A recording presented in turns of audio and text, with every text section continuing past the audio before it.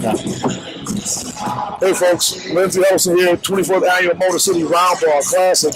Watching some great basketball. We saw Novi Christian play Melvindale ABT. Novi Christian was successful. Detroit Pershing beating Detroit University Prep. Troy just lost to Ann Arbor Huron, and right now we're watching Milford versus Harper Woods. But with me, joining me today is Coach David Grier, head coach of Wayne State University basketball. Been a fixture in the community. You can always catch him watching the talent, spying the talent. You know, he'll find his way. Coach, how are things going for you? And let's talk about Wayne State basketball. You know, Wayne State basketball is growing. You know, it's part of the Midtown, development, and academically, you never have to apologize for graduating from Wayne State. It's a great academic institution, and basketball-wise, our team pretty much consists of kids from the Metro Detroit area, so it's a great opportunity for their parents to come watch them play. They can be part of their college experience, and it's been good. This is my 18th year there, and and I've enjoyed every minute. That's great. So in those 18 years, close to two decades, Coach, what's one of the common misnomers or misunderstandings or things you always have to clarify about your great program in Wayne State basketball?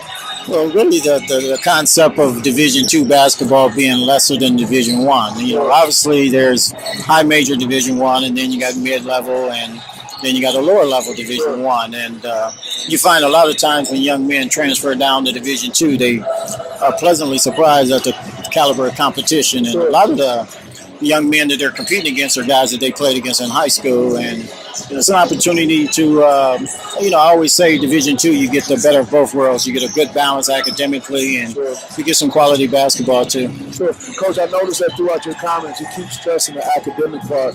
And what's another issue that young people have that they miss, that when they get to Wayne State University, they're fortunate enough, but they have to be academically ready too? I keep hearing you talking about that. Well, it really comes down to just like basketball. When you first start out, you start out with basic fundamentals, and once you're able to master those fundamentals, the game become easy. And it's just like academics. Once you start out with the basic, math, English, and those kind of things, and mastering those skills, college is really easy, and you just got to pick a place that's going to give you a great academic support system too, who values education. And at Wayne State, we try to focus on the student development, the whole person, not just the basketball, because ultimately those young men are going to be part of our alumni and going out and represent Wayne State, and we take great pride in sending those young men out there ready to compete in the world. Sure, that's important. Our experiences when I talk to a lot of coaches, whether they're junior college coaches or Division II coaches, that you may show interest in a player who probably could make it in your program, but they're caught up on that not D1 height. So there's this window that they end up missing. And then you start getting phone calls saying, hey, has this been an experience? Is that something that happens a lot with this generation of athletes? It does, but then I would be a hypocrite because I spent most of my career at Division I, as a player, as a coach. Sure. And so I understand the lure of wanting to play at Division I. And that's fine. I mean, if a young man can compete at the Division I level, I'm all for that. Right. But a lot of times, when young men get advice, they don't get the full picture. And the full picture is being able to be successful from a social standpoint, academic standpoint, and also from an athletic standpoint. All those things go in there together. And, Division I ain't for everybody, just like Division II ain't for everybody. And I've had a couple young men who transferred down, and they've had outstanding careers, and they certainly didn't miss Division I because we provided a great opportunity for them. Sure. And the point of clarity, Coach, in many cases, the difference between a division may just be the population at the school.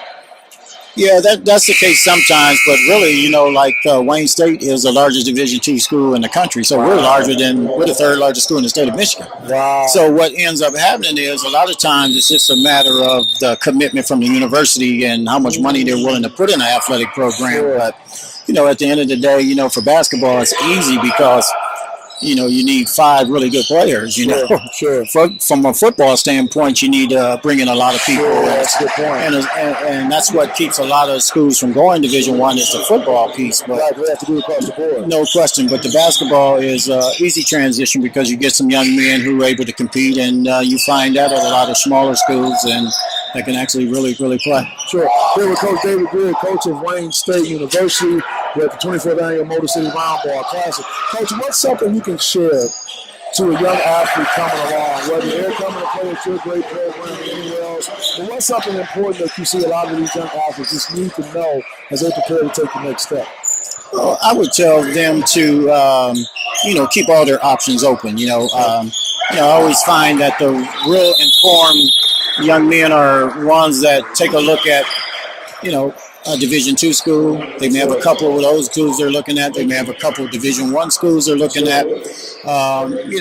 They explore all their options. They don't shut anybody out. And I think the thing that really happens is once you start focusing in on just one area, you get shut out of that area. You've closed the doors and those other opportunities that are sitting there for you. But really, it comes down to starting early. And I always say this too, and now with social media and those kind of things, is I always tell young men to recruit the school that you want to go to too. It's a two-way street. Send the coach your schedule and let them know that, hey, I have a game on this time. It lets them know that you're interested in their university because it's a 4-year commitment and it's a two-way street too. Well, that's important because a lot of players may have this assumption that I'm entitled. If they don't come look for me, they don't roll up the red carpet. But you're saying that's not always the case. That's not always the case, especially because we are limited in amount of times that we're allowed out to recruit, and so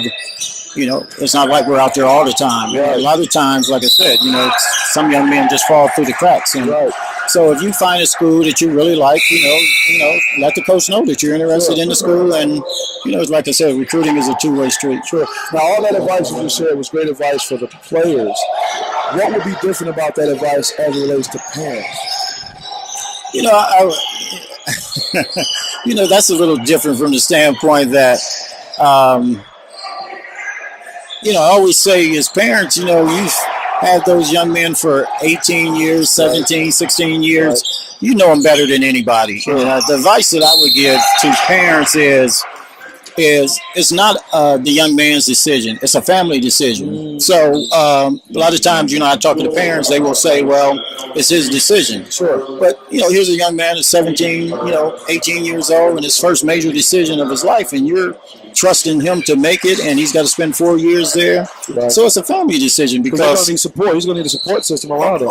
Definitely. And what ends up happening is when that young man goes away and he's unhappy, he's calling mom every other night. And so not only is she miserable, he's going to be miserable. So now it becomes a family decision where, they can talk to the coach, they can talk to the advisors, they can, see the campus, they know him, they know if it's a good fit for them. And then you just got to make a decision based on more than just the basketball part of it. That's really helpful. So with that, we have Coach David Grier as we get ready to sign off. Coach, what can people expect from Wayne State basketball as we turn going to the first of the year and get ready to really get deep into the season? Well, we're sort of going through a transition year. We lost 3 1,000-point scorers, all local kids. And so, the one thing you can always get from Wayne State is we're going to compete, we're going to play defense, and we're going to do it with class. With some young men that, the value the college experience, and, we're going to put them out there and we're going to compete. Well, that's great. We can always see that Wayne State. We got Coach David Grier here. Thank you for stopping by. Thank you for all the information you shared. We're going to keep an eye on you guys this season and beyond. No problem. Thank you. Thanks a lot. All right. Perfect.